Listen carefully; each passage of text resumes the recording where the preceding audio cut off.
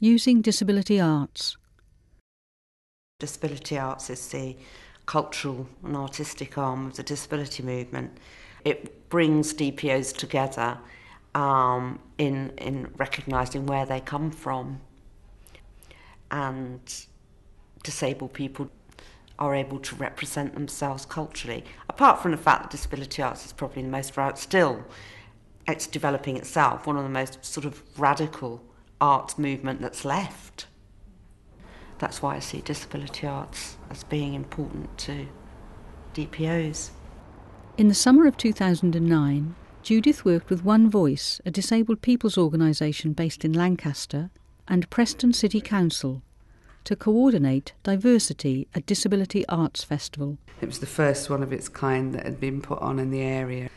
It was a roller coaster ride, and it was done incredibly on a very, very small budget, but it went down so well, and it was just great to be part of. We had some things going on in the building, and then there was a sort of dual programme running between Lancaster and Preston.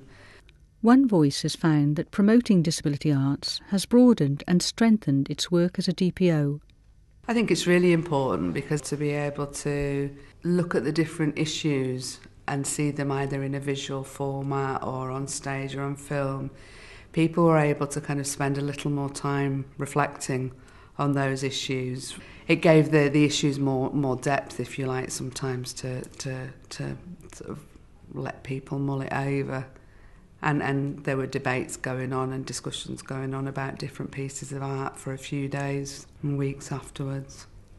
Diversity presented work by disabled artists working in the visual arts, film, sculpture, comedy, cabaret, and included seminars and workshops. Arts performances should be representative of the entire population, including disabled artists. A forum for disabled artists to present their work has never been available before in Preston, and I think it's really also quite aspirational for disabled developing artists in Preston to be able to see what the fruits of the labour could be. We had a really good turnout in terms of councillors attending events, and they were quite impressed to see what was happening. So it was a good opportunity to, I think, widen the horizons a bit of our members. One of Preston City Council's corporate priorities is called Brighter Futures, and this definitely that's looking at reducing inequalities, increasing health and well-being of residents, and I really believe that this festival really went some distance to achieving that.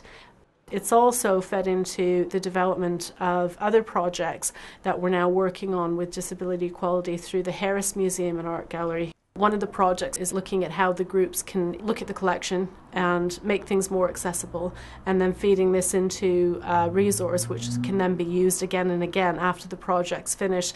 And I'm not sure if that would have happened if we hadn't have worked with Judith and Disability Equality on the festival.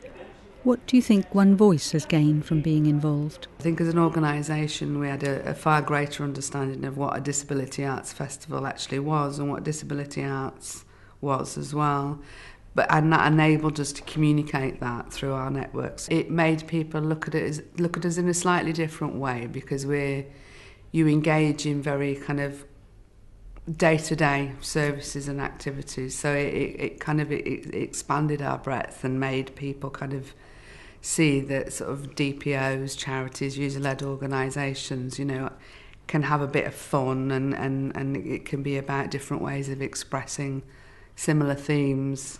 It can be very much fun. We had a great time. I think when you're organising it, you just forget the fun, you just want it to happen.